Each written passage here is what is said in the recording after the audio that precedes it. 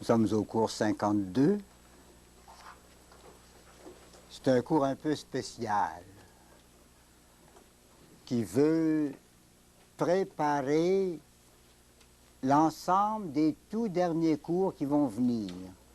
Ça va être comme une sorte d'introduction ce soir-là à tous les cours qui viennent jusqu'à la fin. On achève d'ailleurs. 52, il y en a 56. Alors on dit triomphe de la sagesse d'amour. Sagesse d'amour, c'est Dieu, trois personnes, travaillant dans notre âme. Et ce travail de Dieu, trois personnes, selon la théologie, là, eh bien, on l'attribue à la personne du Saint-Esprit. C'est comme ça qu'on dit l'activité du Saint-Esprit. En fait, théologiquement parlant, c'est l'activité des trois personnes ensemble, ne formant qu'un principe d'action et sanctifiant nos âmes. Alors la sagesse d'amour, c'est ça, c'est Dieu actif dans nos âmes. Le triomphe, ça veut dire qu'on arrive au bout de la vie spirituelle où le Seigneur, après nous avoir comblés de grâce, mais d'une façon très discrète, là, sans forcer notre volonté, notre liberté, va arriver à un succès. Le succès de Dieu, c'est ce qu'on veut dire ici, dans les âmes avancées, où la victoire de Dieu, Dieu triomphe sans avoir blessé notre liberté. Il nous a attirés dans les demeures, et là, on est rendu au triomphe de la grâce. Plus précisément, le deuxième titre va vous rattacher l'enseignement au passé et à ce qui vient. Le passé, c'est que nous en sommes venus dans les cours au sixième demeure, et notamment dans la nuit de l'esprit. La nuit de l'esprit, cet ensemble d'épreuves, d'adaptations difficiles à l'action du Saint-Esprit aux dernières profondeurs de l'âme, donc dans le dernier petit centre là.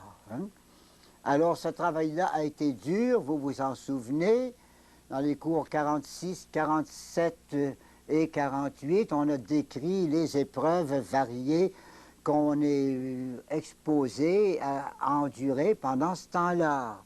Et là, on en sort. On est en train de dire les effets. Qu'est-ce que ça a donné de passer par des souffrances pareilles, des épreuves pareilles ou des adaptations difficiles?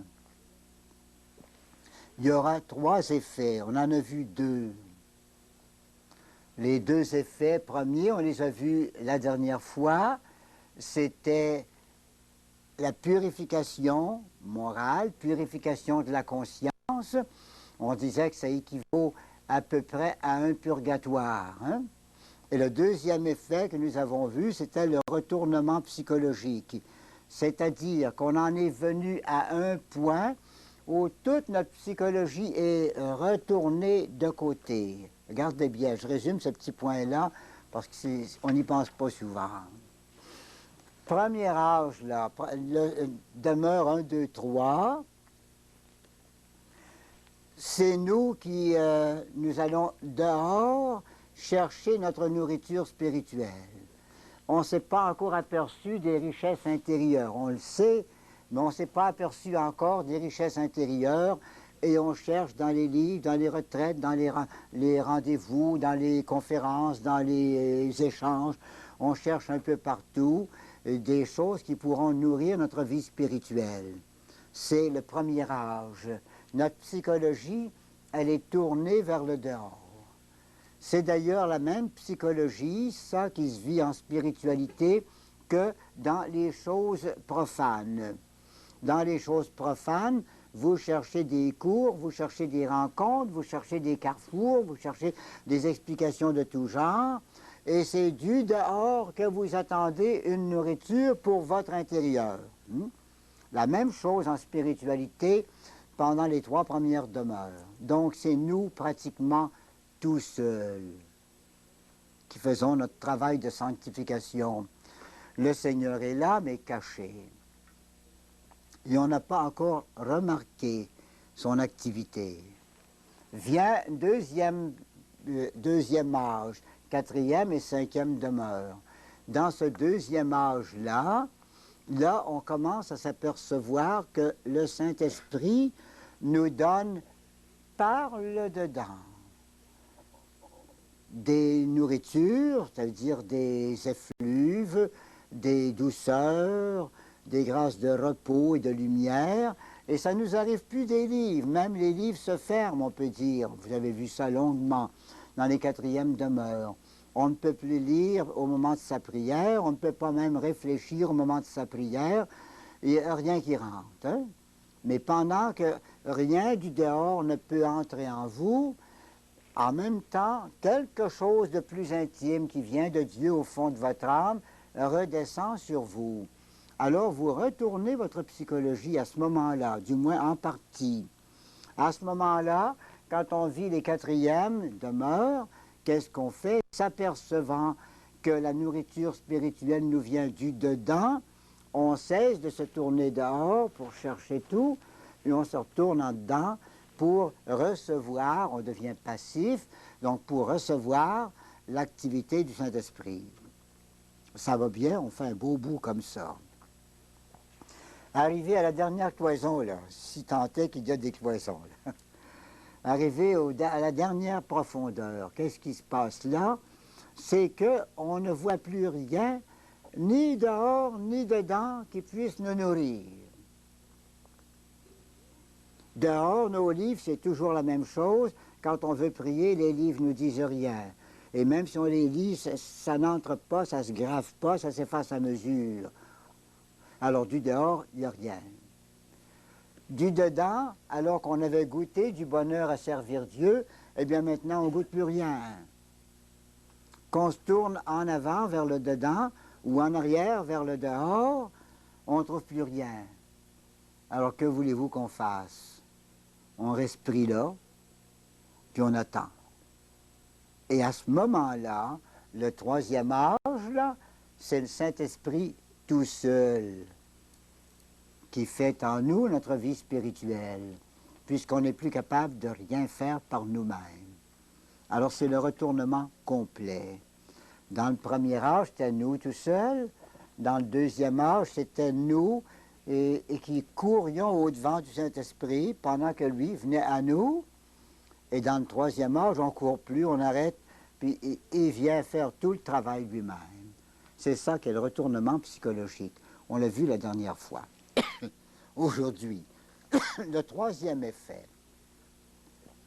Troisième effet, c'est le triomphe en nous de la sagesse d'amour. Ça veut dire que Dieu va achever son œuvre en nous, complètement libéré de tout obstacle par la nuit de l'Esprit qui nous a purifiés, qui nous a détachés, qui nous a fait passer à travers tout, là. L'âme, maintenant, est lancée dans sa dernière course vers la vision face à face. Elle a réussi à entrer pleinement dans le troisième profondeur, là, et alors il reste encore quelques pas à faire pour rejoindre le Seigneur et faire une vie de perfection complète. Alors, vous allez voir, ça se divise en quelques parties. Lumière et amour. Triomphe de l'amour, et puis dynamisme de l'amour, épanouissement de la lumière. C'est ça, on va voir. Lumière et amour. Au quatrième demeure. Ça résume un peu, puis en même temps, ça vous aide à comprendre ce qui s'en vient dès la prochaine fois, le cours 53. Au quatrième demeure, c'était la quiétude, l'oraison contemplative de quiétude. Quiétude, ça voulait dire repos dans le Seigneur, du calme. Et puis en même temps qu'on se calmait dans le Seigneur emplissait notre âme et faisait jouir la volonté. Donc, les facultés enveloppaient le don divin pour le savourer. Tout ce qui arrivait du Seigneur en dedans, on l'enveloppait d'amour. Mon Dieu, que c'est bon! Oh mon Dieu, tu me combles! On jouissait, vous savez, en embrassant les grâces du Seigneur. Quatrième demeure, on fait ça pas mal. On embrasse nos grâces. Et le tempérament, alors, avait une large part dans la diversité des manifestations divines. Ici, au sixième demeure, beaucoup plus avancée, les facultés d'intelligence et de volonté sont dominées et enivrées par les effets de la touche divine. Et le tempérament ne garde qu'une part très réduite dans la diversité des manifestations. Il reste encore un peu du tempérament, mais c'est beaucoup modéré. Pourquoi? Parce que c'est plus profond. Hein? Puis notre tempérament, ben, c'est pas mal notre face extérieure. Hein? Alors, nos dernières profondeurs, si le Seigneur nous amène dans nos dernières profondeurs, il y a moins de tempérament, là. C'est plus pur et c'est plus spirituel. Hein? Je parle de la touche. On expliquera bientôt ce que c'est qu'une touche, peut-être pas ce soir. La touche divine. La touche divine, c'est une grâce qui ne vient pas frapper une faculté. Au lieu de frapper votre intelligence, comme le don d'intelligence, au lieu de frapper votre volonté comme le don de sagesse, la touche divine, ça frappe l'essence même de l'âme. Et par conséquent, c'est plus loin que notre intelligence, plus loin que notre volonté. Ça dépasse toutes nos activités de prise de conscience. C'est plus sérieux, plus profond. Mais justement, c'est pour ça qu'on s'en revient. Ça dépasse nos facultés du connaître. Hein? Ça va plus loin en dedans. C'est de l'autre bord de nos facultés du connaître. Alors, on ne saisit pas, mais ça se fait quand même. Et souvent, la touche peut apporter des effets très formidables. On peut tomber sans connaissance devant une touche divine.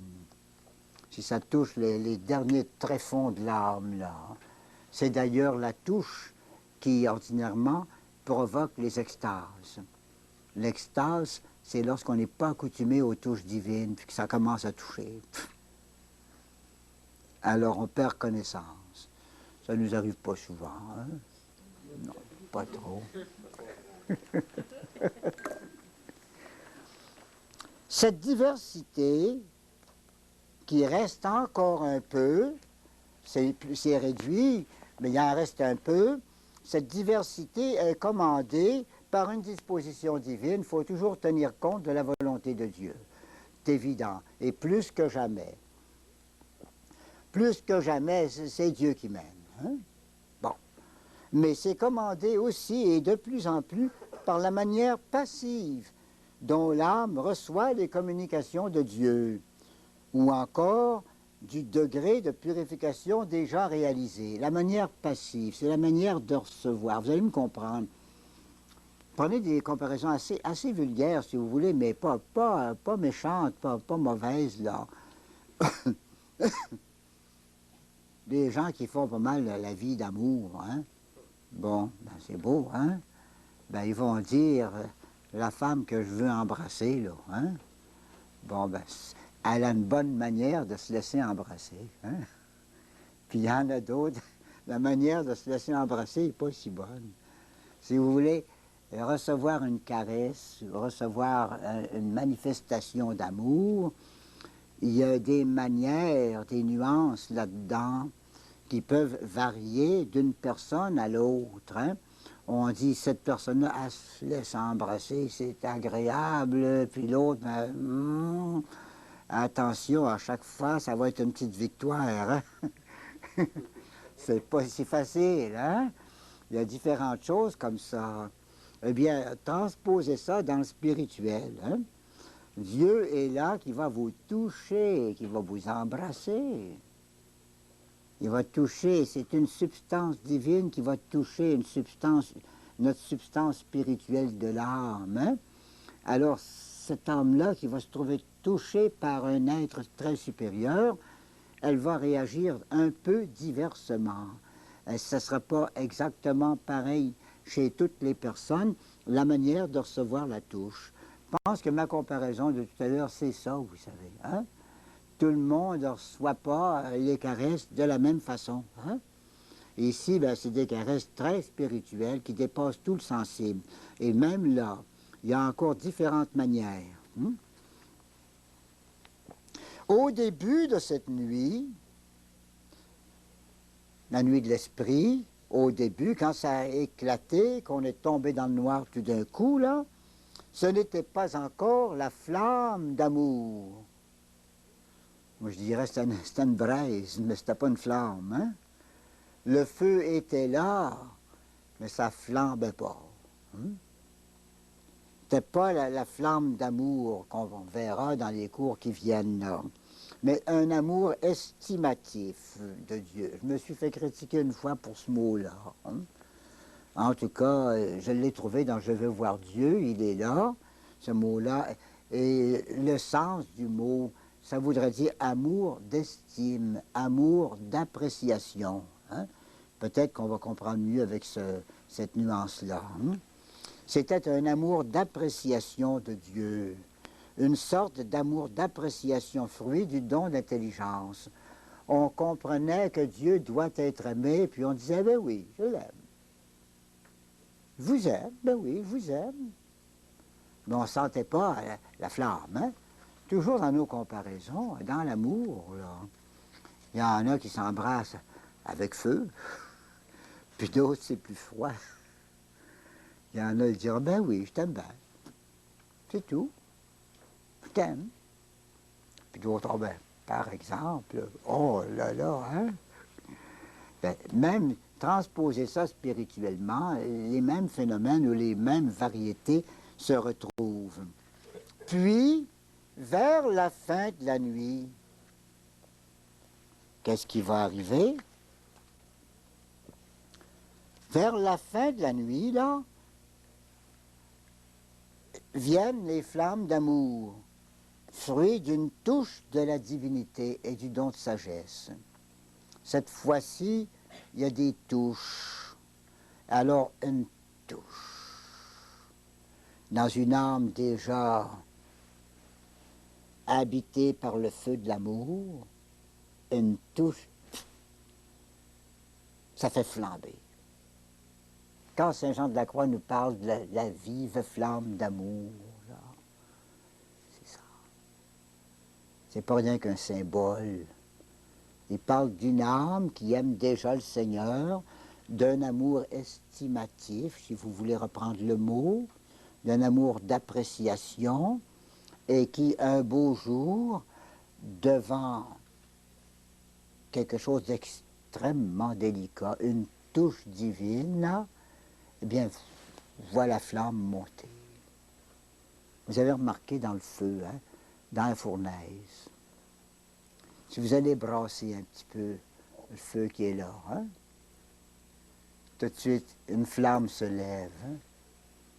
C'est un peu la même chose. Le feu est là, mais il dort. On le sait qu'on aime le Seigneur, on l'estime, mais là, devant une touche,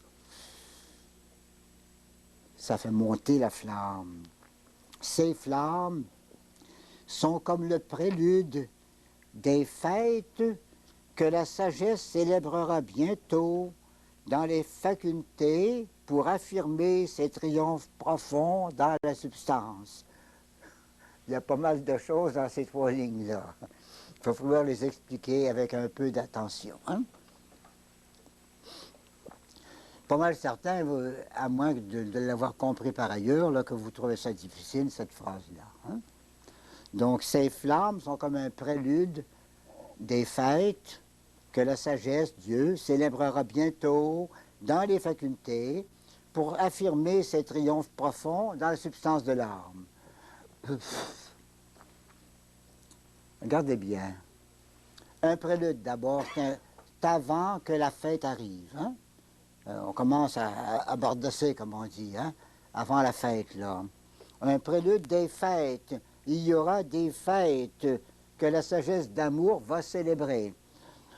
Dieu veut célébrer des fêtes dans l'âme.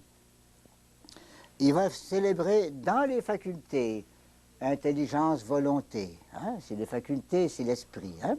Et peut-être même dans le sens, mais faculté, intelligence et esprit. Il va fêter là.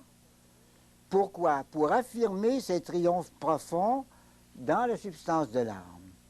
Pour montrer qu'il est le maître du dernier fond de l'âme. Il va fêter ça dans l'esprit ou les facultés. C'est encore difficile, hein? Une comparaison. Pensez à une noce. Qu'est-ce que c'est qu'une noce? Une grosse fête, hein? Une grosse fête, une noce. Il y a le banquet, il y a les costumes, il y a le vin, il y a les danses, il y a les compliments, les félicitations, puis tout ça, hein? Mais voulez-vous même dire qu'est-ce que c'est qu'on fête dans une noce? Qu'est-ce que c'est qu'on a tant à fêter dans une noce? Hein? On fête quelque chose que personne ne voit. On fête qu'est-ce qui se passe dans la chambre. C'est un triomphe. C'est comme si l'homme disait, je voulais l'avoir, je l'ai eu. La femme, à sa manière, la même chose. Je l'ai eu, celui que je voulais avoir. Ça vaut la peine de fêter ça. Mais pensez pas qu'on va les fêter ça dans la chambre à coucher. C'est pas la place. C'est la place pour l'union. C'est pas la place pour la fête. Hein? Puis vous savez, dans les noces, ça dépend. Des fois, c'est très délicat. Dans Bach, par exemple, la musique de Bach pour les noces. Cantate 202. C'est quelque chose, hein? C'est très délicat. D'autres fois, ben, c'est un petit peu plus suggestif, hein? Il y a toutes sortes d'allusions dans le banquet, des petites allusions, des chansons d'amour avec une petite virgule de temps en temps, là. Mais qu'est-ce qu'on va bien fêter là? Ça veut dire ces deux-là, à partir de maintenant, ils ont le droit d'être dans la même chambre et de coucher ensemble. Ils ont le droit de vivre l'amour, de s'unir dans l'amour. Puis alors, ça vaut la peine de fêter ça. On le fête ailleurs, hein? Alors, regardez bien, si je reprends tous mes mots, la phrase est un peu difficile, mais vous allez la retrouver, là. Hein? Ces flammes, les premiers feux, là, hein, sont comme un prélude, un avant-goût des fêtes que la sagesse d'amour va célébrer bientôt dans les facultés, dans l'intelligence et la volonté. Il y aura des fêtes là, et des fêtes pourquoi? Pour affirmer les triomphes profonds de Dieu dans la substance de l'âme. C'est comme Dieu, si Dieu disait, celle-là, elle m'est acquise maintenant, cet homme-là. Elle m'appartient, on va fêter ça. Or, tout ce que je viens de vous dire, là, ces flammes d'amour, ces fêtes-là, là, ça s'appelle les fiançailles spirituelles. C'est ces fêtes-là. Non, ça vient là. Et il y aura plus encore. Triomphe de l'amour. La sagesse divine fait triompher la charité ou l'amour. C'est la charité qui est le vrai don infusé par Dieu. Selon l'Écriture, la charité a été diffusée dans vos cœurs. Caritas Dei diffusa in cordibus vestris. La charité de Dieu a été diffusée dans vos âmes, dans vos cœurs. Alors le vrai don que le Seigneur donne et aime donner, c'est le don de l'amour. Le plus grand de tous les dons, c'est le don de l'amour de Dieu. Les autres dons, même la lumière, l'éclairage, dérivent de la charité et viennent après la charité, en second ordre. Voici quelques traits de ce triomphe. Justement, on va voir ici le prélude, ou si vous voulez, l'annonce des cours qui viennent. La sagesse, d'abord, a infusé une charité de haute qualité, puisque c'est une affaire d'infusion d'amour. Hein? On parle des infusions ou des effusions, c'est la même chose. Ceux qui parlent d'effusion du Saint-Esprit, ou si on parle d'infusion, c'est la même chose. La différence, c'est dans la manière de concevoir. Si vous dites effusion, ça veut dire quelque chose est sorti de Dieu. Si vous dites infusion, ça veut dire quelque chose est entré en vous. Alors, la même grâce, quand elle sort de Dieu, on pourrait l'appeler effusion, puis quand elle entre en vous, on devrait l'appeler infusion. Peu importe, hein? C'est une question de mots. Mais disons que c'est la même chose, hein? Et quand on dit diffuser, comme ici, diffusion, ça veut dire infuser à beaucoup d'endroits. Comme la parole de Dieu a été diffusée en beaucoup de pays, on va dire dans Saint-Paul, hein? Déjà, la parole de Dieu a été diffusée dans tous les pays connus du monde de ce temps-là. Maintenant, c'est encore plus large. Hein? Diffusion, c'est des infusions partout. Diffuser une doctrine, diffuser des feuillets de propagande, diffuser des livres, des littératures. Donc, la sagesse a infusé une charité de haute qualité. On va expliquer ici la qualité de la charité.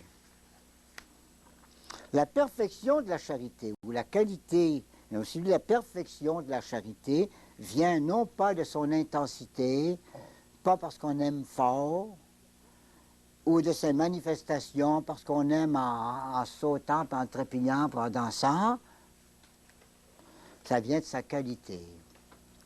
La perfection de votre amour du bon Dieu, c'est pas que ce soit fort ou que ça fasse des choses, c'est que ça soit plein de qualité. Mais d'où vient la qualité de votre amour de Dieu?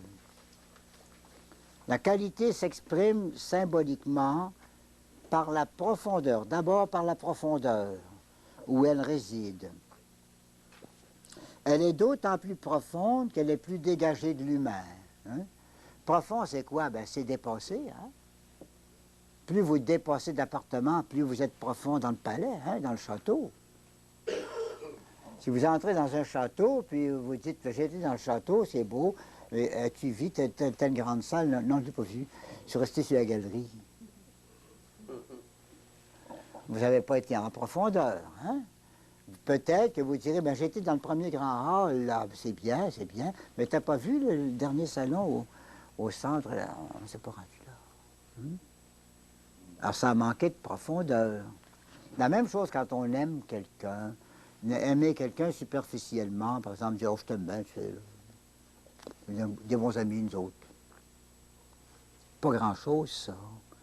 Mais si on va dans l'intimité de l'autre, qu'on se parle, qu'on se dit des choses du cœur, qu'on se dit des secrets de sa conscience, ou des secrets de son âme, ou de ses affections, des secrets, là, personnels, il n'y a plus de profondeur, on dépasse. Or, nous autres, on a vu tout l'enseignement de Saint Jean de la Croix. C'est un enseignement de dépassement. Toutes les demeures, ce sont des dépassements successifs. Et plus vous dépassez, tant que vous restez rien aux lèvres, là, avant d'arriver à un, ou bien commencement, à la première demeure, mon Dieu vous aime. Ça ne va pas plus loin que les lèvres, c'est pas profond. Mais si vous méditez ça dans vos deuxièmes demeures, Seigneur, mérite d'être aimé. Oui, Seigneur, je sais que tu m'aimes, puis je vais t'aimer, puis je veux t'aimer, Seigneur. Hein? C'est plus profond. Vous l'avez rendu dans votre intérieur. Votre prière, elle est intériorisée. Si maintenant, par l'effet du Saint-Esprit, il vous amène en quatrième demeure, là, il vous amène loin des bruits de l'imagination, de la pensée, de l'entendement, du raisonnement, puis du sentiment, puis des passions.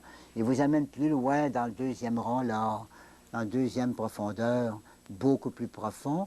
Vous avez dépassé toutes ces imaginations, toutes ces histoires de sentiments puis de consolation sensible, mais c'est beaucoup plus profond, dont votre amour prend une qualité qu'il n'avait pas.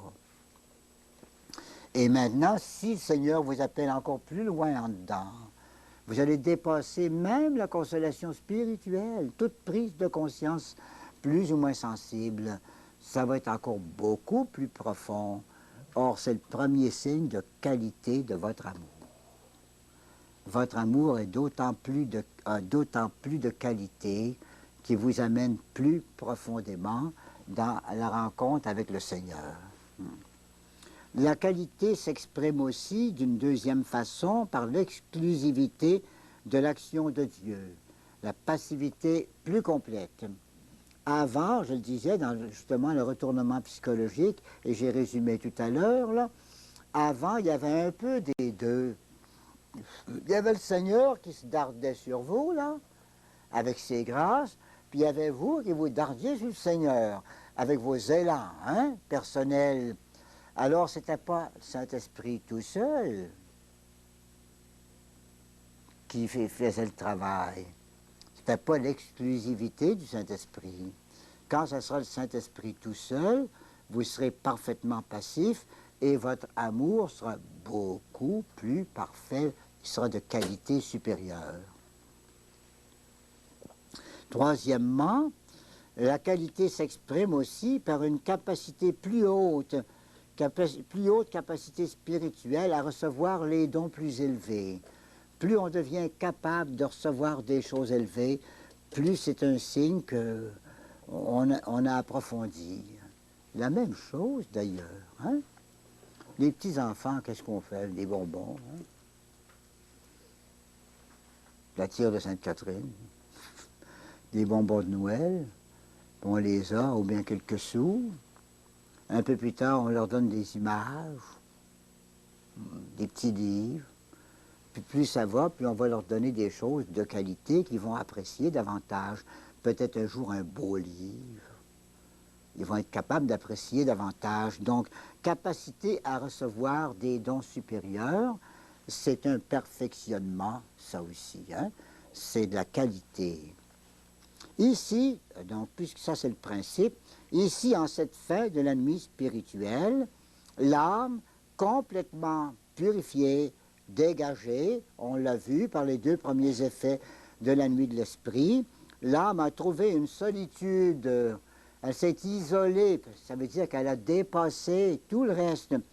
Elle a une solitude, c'est-à-dire les profondeurs d'elle-même, au-delà des facultés, c'est-à-dire plus loin en dedans que ses facultés, loin de toute influence humaine. Par conséquent, elle se trouve toute sous l'action du Saint-Esprit, retournée vers les sources mêmes de l'amour divin. Dans cette âme de plus en plus dégagée, car ça continue toujours, les infusions d'amour deviennent de plus en plus ardentes, jusqu'à ce qu'elles en arrivent à être produites par une touche même de Dieu et qu'elles produisent ainsi l'incendie d'amour dans l'union des deux puissances intérieures, entendement et intelligence et volonté. J'ai mis entendement, on devrait dire, on le dit des fois l'un pour l'autre, même dans les livres, mais on pense qu'ici, pour être plus fidèle à notre tableau, là, on devrait dire intelligence profonde et volonté. Ce serait mieux. Or, ce développement-là, l'arrivée des touches, là, puis qui tire l'âme dans son intérieur profond, là, c'est ça qui s'appelle les fiançailles, et un autre mot, les visites. Les visites, on n'aura pas de cours là-dessus. C'est les fiançailles continuées. Hein? Les visites, c'est quoi? C'est les fréquentations. Seigneur, vous savez, il sait faire des fréquentations. Il ne fait pas de mariage sans fréquentation. Il va se préparer au mariage. Puis il veut surtout nous préparer au mariage par des fréquentations, différentes visites. C'est quoi ça, les visites? Chaque fois que le Seigneur vient avec une touche, c'est une visite. Il peut y en avoir une d'abord, un peu plus tard, encore quelques-unes, puis ça, c'est la période des fiançailles. Puis quand la période des fiançailles est finie, les visites continuent. C'est un peu comme nos fiançailles, hein? On a d'abord une bonne visite, là, échange de promesses, non pas de foi, mais enfin, échange quand même, hein? On se promet qu'on se donnera, hein? Et puis, après ça, ben, les fréquentations continuent. Là, ici, là, il y aura les fiançailles qu'on va étudier. Ce sont des visites très particulières dès la prochaine fois, hein? Puis ensuite, bien, on dit, c'est pas nécessaire d'écrire tout, mais on dit que ces visites commencées aux fiançailles vont se continuer jusqu'à ce qu'arrive le temps marqué pour le mariage spirituel. Nous allons arrêter ici et on verra les deux autres formes tout à l'heure.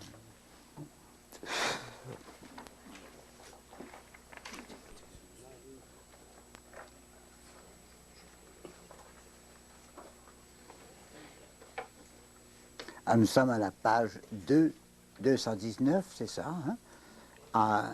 Au milieu. Au milieu. Donc, vous avez vu un certain développement, là. Quand les flammes d'amour commencent, ça va fêter, et puis ces fêtes-là, ce sont les fiançailles, ça. Maintenant, au milieu de la page 2, là, l'effet propre et essentiel de la charité ou de l'amour, c'est d'unir et de transformer. Même dans le plan humain, l'amour a pour effet d'unir deux personnes et d'une certaine façon et jusqu'à un certain point, des fois pas mal, les transformer, hein, pour s'adapter. Ici, rendu à la fin de la vie spirituelle, à partir du B, là, on entre en 7e demeure, hein? La charité, ici, l'amour de Dieu, n'est plus qu'un lien. On est tellement unis au Seigneur, rendu là, que l'amour, ça veut dire vous êtes deux ensemble, hein? Elle assure une compénétration entre l'âme et Dieu, et elle conduit à une ressemblance avec Dieu, une certaine identification, à une participation de la vie divine, nous faisant enfants de Dieu. Remarquez, on l'avait déjà, cette participation à la vie divine, dès le baptême. Mais ça se développe, et ici, c'est pas mal développé. C'est rendu à son grand point de développement. L'œuvre de l'amour, ici, c'est l'union des deux volontés, volonté divine et volonté humaine, dans un seul amour. Une union qui n'est pas essentielle, mais substantielle, c'est-à-dire dans la substance de l'âme. Il faut peut-être expliquer les mots ici. Je vous donne un exemple d'union essentielle.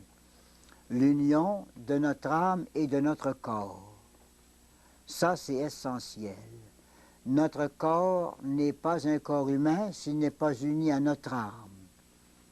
Et notre âme humaine, qui est une substance spirituelle, n'est pas un être normal, complet, si elle n'est pas dans le corps qu'elle habitait et qu'elle habitera encore de nouveau, hein? Donc, si vous voulez, c'est essentiel que cette âme-là vive dans ce corps-là, que ce corps-là soit habité par telle âme. Ça, c'est une union essentielle. On ne peut pas faire ça avec Dieu. On ne fait pas un Dieu à nous deux, Dieu et nous. C'est pas comme ça. Nous, ici, c'est une union substantielle, c'est-à-dire une union dans la substance de l'âme, hein? Très profondément, la substance de notre âme, ou notre âme en elle-même, là, c'est l'âme elle-même, hein? L'essence de l'âme, ou la substance de l'âme, ce que c'est qu'une âme, c'est uni à ce que c'est que Dieu. Dieu, personne divine, Trinité divine, s'unit à l'âme humaine d'une façon très particulière, très étroite. Une union par ressemblance d'amour. Il s'est fait, et ça a pris du temps, un certain temps, il s'est fait dans l'âme une renaissance parfaite, faisant éclater sa filiation divine. Vous rappelez-vous la phrase de notre Seigneur à Nicodème dans Saint Jean chapitre 3e. Notre Seigneur avait dit à Nicodème, si tu ne renais, tu n'es pas capable d'avoir le royaume des cieux. Nicodème a demandé, qu'est-ce que ça veut dire? Tu ne comprends pas ça. Naître une autre fois. Notre Seigneur a dit, je parle de renaître de l'eau et de l'esprit. Hein? Donc, il y a une renaissance spirituelle que notre Seigneur nous avait annoncée. Ça veut dire une naissance après la première naissance. Notre première naissance, qui nous vient par nos parents, nous a mis dans le monde naturel humain. Et notre deuxième naissance nous a mis dans un monde surnaturel, divin. Alors, cette renaissance commencée au baptême, elle n'a pas pris sa forme parfaite encore, mais ici, ça y est, là. C'est arrivé au 7e demeure. Et ça fait éclater la filiation divine. On est né et on est vraiment authentique enfant de Dieu par participation. Une transformation se fait de clarté en clarté jusqu'à la... Une inscription dans le Verbe, inscription dans la Trinité, une participation à toutes ces opérations. C'est fort. Les saints, ils participent à toute la vie de Dieu. Ils vivent, et Dieu vit en eux. Ce n'est plus moi qui vis, dit saint Paul, c'est le Christ qui vit en moi. Je vis une autre vie, la vie du Christ, quoi. Cet état, c'est celui de l'union transformante. Alors, voyez-vous, tout à l'heure, avant la pause, on a vu fiançailles. Ce sera le cours 53, le prochain cours. Et ici, union transformante, ce sera le cours 55. Déjà, 53, c'est dans les 6e demeures. 55, c'est en pleine 7e demeure. Hein? Et c'est l'avant-dernier. Il y en a 56. Un autre paragraphe ici, dynamisme de l'amour. L'âme, je la suppose rendue là, hein, rendue en 7e demeure. L'âme est libre et transformée. C'est l'union transformante. Elle entre dans le mouvement du Fils de Dieu. Le Fils de Dieu est en mouvement vers son Père. Je viens de mon Père, dit Jésus, et je retourne à mon Père. C'est le mouvement essentiel du Fils, Fils de Dieu, de remonter vers son Père. Eh bien, l'âme transformée, elle est tellement dans Jésus qu'elle accompagne Jésus dans la montée vers le Père. Nous le faisons, ça, si vous voulez, théologiquement à la messe, mais on ne le fait pas à la façon sanctifiée des âmes tout à fait avancées. Hein? On le fait comme on peut. Mais rendu là, vraiment, on est dans le mouvement du Fils vers le Père, qui se porte donc, un mouvement du Fils qui se porte vers le Père pour se renouveler sous l'action de sa paternité. J'aime beaucoup cette expression-là, puis je veux la commenter un petit peu. Hein? Se renouveler comme fils sous l'action de la paternité de notre Père. C'est ce qu'on fait, nous autres, dans le plan humain. Chaque fois que les enfants vont voir leurs parents, ils se renouvellent filialement. Puis s'ils ne vont jamais voir leurs parents, ils finissent par se dénaturer. On dirait qu'ils ne s'intéressent pas aux parents du tout. Mais on va voir ses parents. Hein? Alors, ça, c'est un renouveau dans notre vie d'enfant. Et ça donne aux parents la joie aussi de se renouveler dans leur paternité et maternité. Quand vos enfants, ceux qui en ont, là, qui viennent les visiter, ou les petits-enfants viennent vous voir, là, comme ça fait du bien. Vous les voyez venir, c'est la vie de papa qui recommence, la vie de maman qui recommence, là. Vous vous renouvelez, ça renouvelle toujours. Vous avez vu dans certains restaurants, là, des fontaines de jus d'orange ou de jus de raisin. Et puis il y a toujours un mouvement de renouveau. Hein? Les anciennes formules, ce qu'on appelait l'eau Clairefontaine, qu'on mettait un peu partout là, dans les magasins, c'est de l'eau qui dépose. Hein? Tandis que dans ces formules nouvelles, depuis quelques années, ça renouvelle tout le temps. Hein? Puis ils vous disent, vous allez avoir un jus frais. Il se renouvelle continuellement. Il monte à la source. Il va à sa source pour rejaillir. Eh bien, on fait ça ici. Hein? On monte vers le Père dans le Christ Jésus et ça renouvelle, ça donne à Dieu le plaisir de la paternité, plaisir accidentel bien sûr, hein? De la paternité. C'est son enfant qui vient. Ô Père, je suis ton enfant. C'est beau ces cantiques-là. Là, hein? Puis ça nous renouvelle, nous autres. Plus on va vers le Père, plus on est fils. Et puis, se porte vers le Père pour se renouveler sous l'action de sa paternité, et puis descend vers tout ce qu'il a conquis et dominé, d'abord dans son intérieur, si vous voulez vous monter vers le Père, puis avec cette visite chez le Père. Chaque fois que vous allez faire cette visite chez le Père, dans vos prières, vos oraisons, là, vous redescendez ensuite, tout neuf de cette visite filiale.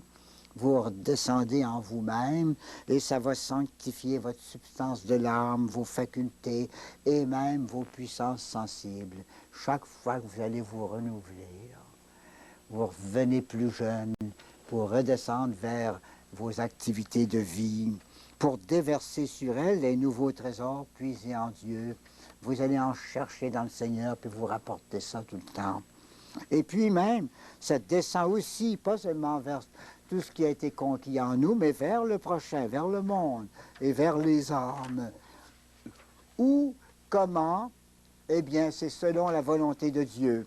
Et nous verrons très bientôt, dans le cours 56, même on aborde un peu dans les sixièmes demeures, nous verrons que ça, c'est la deuxième vocation. Vous avez eu une première vocation, vous avez été appelé dans un cadre de vie, un genre de vie, hein, où le Seigneur attendait de vous et attend toujours de vous une collaboration à son œuvre à lui. C'est la première vocation, le mariage, le célibat et la vie religieuse ou la vie sacerdotale. Hein. Maintenant, rendu plus loin, le Seigneur, étant donné que vous êtes si proche de lui, il vous donnera une deuxième vocation. Une vocation soit dans votre première vocation ou une deuxième vocation dans l'Église, après la première. Ça dépend des cas. Mais tous les saints en sont là. Prenez le frère André. Hein? Première vocation, la vie religieuse dans un cadre très modeste, comme petit frère convert dans une communauté de pères. Hein? La deuxième vocation, qui était plutôt charismatique, celle-là, organisée dans tout Montréal et dans toute la province de Québec, un centre formidable de dévotion à Saint-Joseph. Ça a été sa deuxième vocation. Sans cesser d'être un frère de Sainte-Croix, il est devenu le fondateur de l'Oratoire Saint-Joseph, le plus grand centre mondial à la dévotion à Saint-Joseph. C'est le grand champion en tout. Dernier trait. Alors, ce que je viens de dire, là, cette deuxième vocation, là, c'est l'apostolat parfait. Et ce sera l'objet de notre tout dernier cours, la grande finale. On verra comment la réaliser. Cette finale-là, souvent, ça prend une journée. Hein? Alors, on verra comment faire quand viendra le temps, là. Mais ce sera le cours sur l'apostolat des parfaits. Dernier trait, la violence du dynamisme, ou le dynamisme plutôt, a cessé. Tout obstacle est tombé à l'intérieur par l'union, il n'y a plus d'agressivité, il n'y a plus de tendances fortes, ça est arrivé, et à l'extérieur par la patience. C'est la paix et la suavité. Un dernier mot. Épanouissement de la lumière qui procède de la transformation d'amour réalisée dans la substance de l'âme et qui procède aussi de la connaturalité qui est créée par l'amour. J'ai déjà parlé de ça dans le cours 44e, la connaissance de connaturalité. Je disais dans ce cours qu'on gagne plus à connaître par le chemin de l'amour que par le chemin de la connaissance proprement dite. L'amour vous en dit plus long que vos connaissances. Si vous voulez, connaissez plus par le cœur que par l'étude ou par la tête. C'est très fort. Plus vous êtes proche du Seigneur, plus vous apprenez à le connaître intimement. Pas toujours pour le définir, mais toujours pour le reconnaître parce que vous le connaissez. Cette lumière de connaturalité, là, qui vient à force d'être intime avec Dieu, c'est une lumière de haute qualité, très supérieure aux visions, très, très supérieure. Elle est secrète, cette lumière-là. Elle jaillit de l'obscurité et non pas de vision. C'est comme quelqu'un qui verrait jamais un autre, mais qui, dans l'obscurité, le fréquenterait, puis un jour en arriverait à une très grande intimité. On ne s'est jamais vu, on s'aime bien quand même, on a échangé hein, dans les profondeurs, puis on s'est retrouvés tellement intimes.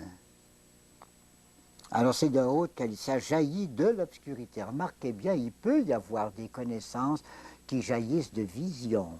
Les visions, c'est des clinquants, ça. Hein? C'est un instant. C'est fini la vision. Mais la connaissance de connaturalité que je dis ici, vous la gardez jour et nuit. Vous marchez avec, vous endormez avec, vous réveillez avec. Vous êtes des gens qui connaissent Dieu. Et vous gardez ça partout où vous êtes, où vous travaillez. Hein? C'est beaucoup, beaucoup plus précieux, c'est infiniment plus précieux que des visions.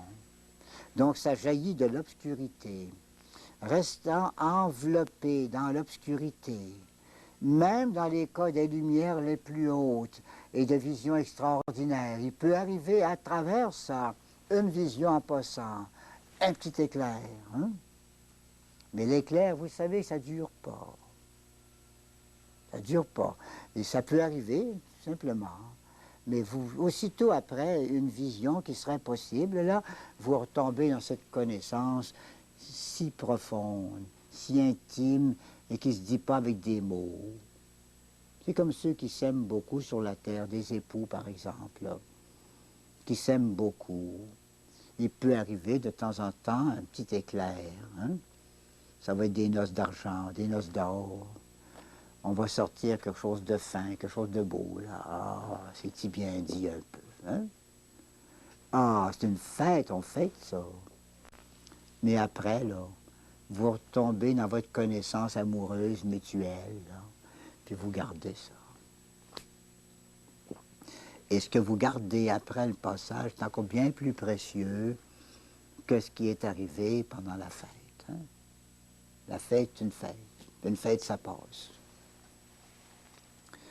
Avant la nuit de l'esprit, cette lumière de connaturalité était pas même encore, était uniquement ténèbres. On connaissait le Seigneur par appréciation, mais sans aucune expérience.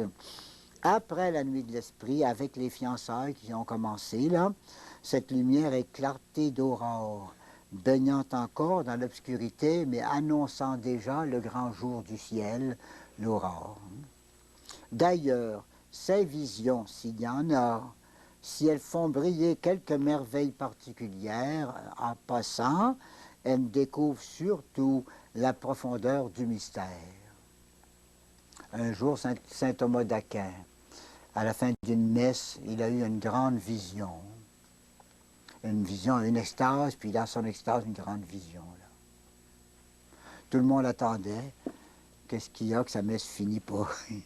Il était debout devant l'autel. Puis quand il est revenu à lui après l'extase, là, il a dit simplement, il dit, ma somme théologique, c'est de la paille. C'est pas gros. Il venait de voir quelque chose de transcendant, une grande lumière divine. Elle est cette connaissance, cet épanouissement de la lumière est communiqué, infusé par voie d'amour, et non pas par voie de notion, par voie d'amour. C'est comme le petit enfant qui connaît sa mère. On ne lui a pas donné des leçons. Hein? C'est par voie d'amour qu'il connaît sa mère. Peut-être plus tard, il fera des petites poésies, des analyses, le cœur d'une mère. On voit ça de temps en temps. Il y en a qui sont assez habiles pour faire des jolies petites poésies. Hein? C'est gentil, mais le petit enfant, il connaît sa mère par le cœur, avant toute notion. Les notions lui en diront pas plus. Ça lui donnera peut-être le goût de s'exprimer, mais ça ne le fera pas connaître plus. C'est un mode nouveau, ça, qu'on ne connaît pas dans le premier âge, là, hein? Comme un langage d'esprit à esprit. C'est un esprit qui se parle comme les anges qui se parlent. Ou comme deux hommes du purgatoire qui se parlent. Comment voulez-vous qu'ils se parlent? Ils ne se parlent pas avec des mots, ils n'ont pas leur corps, ils n'ont pas de tête, ils n'ont pas de cervelle. Mais c'est des esprits intelligents, ils peuvent se parler. Nos morts, vous savez, nous parlent. Ils nous écoutent, nous comprennent. Ils se parlent entre eux autres. C'est clair, ça. Puis nos saints rendus au ciel, on en a en masse de ce monde-là. Ils communiquent. Il ne faut pas penser qu'ils sont installés là comme des petites lumières d'un arbre de Noël. C'est autre chose que ça. Hein? C'est des êtres vivants qui n'ont pas nos moyens de s'exprimer. C'est un autre mode d'expression. C'est le mode des esprits. Un esprit qui parle à un esprit, ça ne parle pas avec les mots du corps, hein? Avec la langue et le cerveau. Hein? Alors c'est ça que les saints acquièrent à travers tout le reste. Là, hein? Un mode nouveau, comme un langage d'esprit à esprit, très riche en son obscurité et faisant découvrir savoureusement la transcendance de Dieu. C'est très agréable de connaître Dieu de cette façon-là, même sans être capable de dire comment on le connaît. Ah, si tu savais, si tu savais, si tu savais. C'est tout ce qu'on peut dire, si tu savais. Celui qui l'a, ben, il sait plus ou moins. Hein? Une présence amie perçue aussi. On expérimentera là la source même d'où proviennent ces grâces. Si vous voulez, on les verra presque sortir de Dieu, les grâces. Ce sont vraiment des effusions. On les verra sortir de Dieu. Comment Dieu est riche et diffuse sa grâce. Il y aura des contacts de substances, des touches, j'en ai parlé tout à l'heure. Il ne s'agit pas de vision, mais d'une perception de l'esprit purifié. Plus notre esprit sera purifié, plus il devinera dans un autre esprit, et tout particulièrement dans l'esprit qu'est Dieu. Cette perception deviendra constante et s'avérera un signe de la transformation complète. Quand la transformation en Jésus, dans le Christ, sera complète, on aura intensément ce mode de connaissance de Dieu. Une présence ennemie aussi, le diable, n'insistons pas sur lui. Petite Thérèse a eu ça pendant quelques semaines. Elle savait le diable à côté d'elle. Elle s'en occupait pas, mais elle disait c'est pas agréable. Il se montrait pas, mais c'était une présence. Il est là. Je fais mon chemin quand même. Mais c'est pas régulier, ça. C'était exceptionnel. Aptitude de l'âme à recevoir en toute pureté les hautes connaissances spirituelles sur des vérités particulières que Dieu ainsi infuse passivement en elle et qui sont des connaissances de Dieu lui-même. Rendu là, on est capable de recevoir de nouvelles connaissances que le Seigneur donne. Donc, on est prêt à en recevoir puis en recevoir encore. Elle pénétrera, cette âme, les profondeurs de Dieu et les secrets des hommes. Et alors, c'est une sorte, si vous voulez, de science, de réservoir de science, là, une sorte de science profonde et qui sera le germe d'un discernement à peu près constant. On peut deviner dans l'autre. On ne devine pas ça comme une devinette, hein? On devine ça comme une intuition, mais avec un fond réel, hein? Ce qu'il y a dans l'âme de l'autre, on le trouvera toujours avec discrétion. Si on y met de l'indiscrétion, ça ne vient pas de Dieu. Les étapes, la finale. Saint Jean de la Croix, après Saint Bernard et Saint Thomas d'Aquin, nous parle d'un escalier secret, symbolisme qui exprime un double mouvement de l'âme.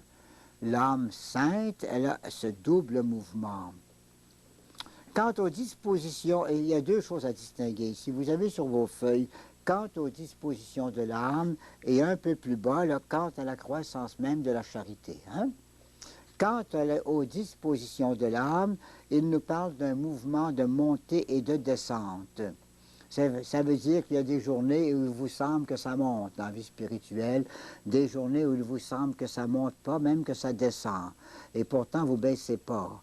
Mais au point de vue disposition actuelle, ça va et ça vient de haut en bas et de bas en haut. Il y a des journées où on semble prêt à toutes sortes de progrès, là. Il ne s'agit pas d'une impression seulement, mais de faits constatés. Par exemple, la tempête après la prospérité, ou encore le calme pour préparer aux tribulations, suivi elle-même de l'abondance de la paix. Si tu veux, c'est une espèce de va-et-vient.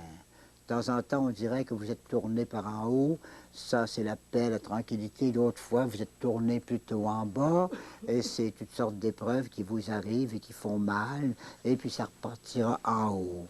Ce mouvement s'accuse surtout dans la nuit de l'esprit, mais il subsiste jusqu'au sommet de l'échelle spirituelle.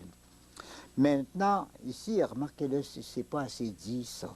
Quant à la croissance même de la charité, le mouvement d'ascension est continuel, et ça, j'aime à vous le dire. Hein? Dans la vie spirituelle, on ne diminue pas. Tout ce que vous avez acquis de grandeur, ça ne diminue pas, vous le gardez. Peut-être que vos dispositions vont diminuer, que vous servirez le Seigneur avec moins de ferveur pendant un bout de temps, pour vous reprendre ensuite, pour vous négliger de nouveau, puis pour remonter. Il y a des choses comme ça qui peuvent changer, mais votre degré de mérite et d'union à Dieu, ça ne diminue pas. Rien qu'une chose qui peut tout vous ôter, péché mortel. À part le péché mortel, là, même si on multiplie les péchés véniels, vous ne baissez pas.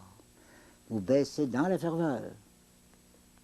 Mais votre degré d'union à Dieu, de sanctification, il ne baissera jamais, lui, excepté par le péché mortel. Et si vous avez beaucoup de négligence, vous serez plus longtemps dans le purgatoire, peut-être, mais seulement au ciel, vous aurez un degré qui n'aura jamais baissé, degré de vision. Ça monte tout le temps. On peut avoir gagné beaucoup, puis pas être en bonne toilette. Hein? Alors, si tu n'es pas à la bonne toilette, va te la laver au purgatoire. Mais une fois que c'est fait au purgatoire, vous avez le mérite, un mérite qui n'a jamais baissé. Retenez bien ça, c'est très important pour ne pas vous décourager dans les temps d'épreuve. Hein? Votre mérite, il ne baisse pas. C'est votre ferveur qui peut baisser. Hein? C'est comme, si vous voulez, une comparaison. Quelqu'un quand on grandit physiquement, hein, les enfants font beaucoup d'efforts pour grandir. Ça saute, ça spring, ça fait du jogging, ça court, ça se débat, ça se coltane et tout ça, puis ça mange. Hein? Ouf! Puis ils grandissent, on dit cette année-là, ils ont grandi, c'est l'année de la croissance. Oh là là là! Hein? L'année suivante, ils ne veulent plus faire d'exercice de pied, d'exercice physique, ils ne veulent plus faire de marche, ils ne veulent plus faire de sport. Mais ils rapetisseront pas. Hein?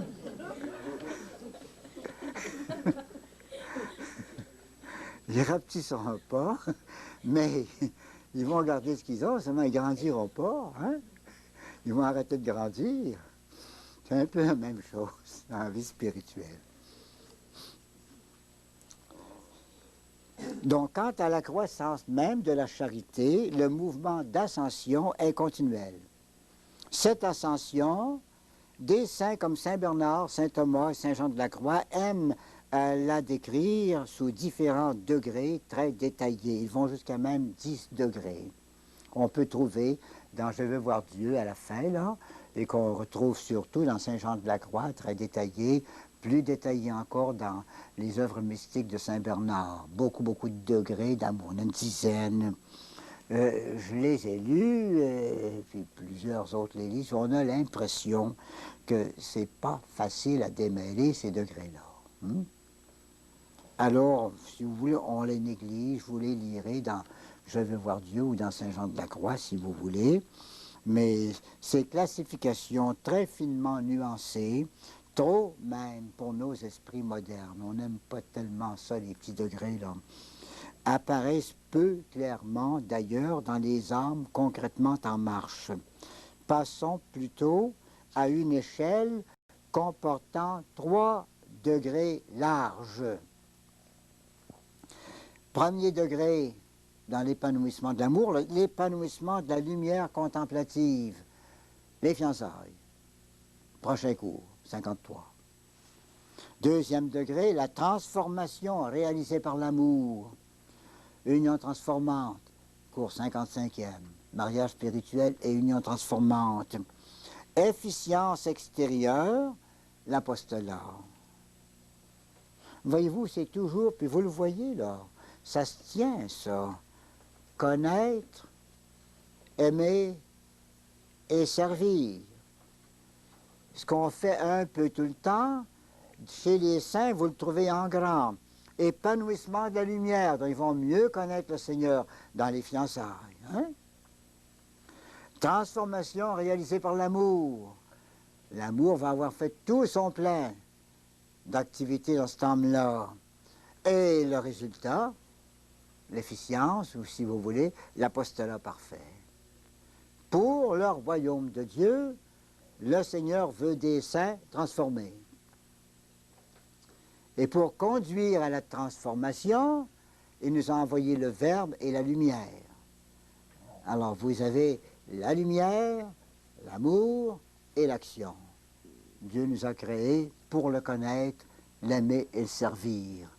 En petit, quand on est petit spirituellement, puis en grand, chez les saints avancés dans leur perfectionnement. Eh bien voilà, mes chers amis, c'est ça.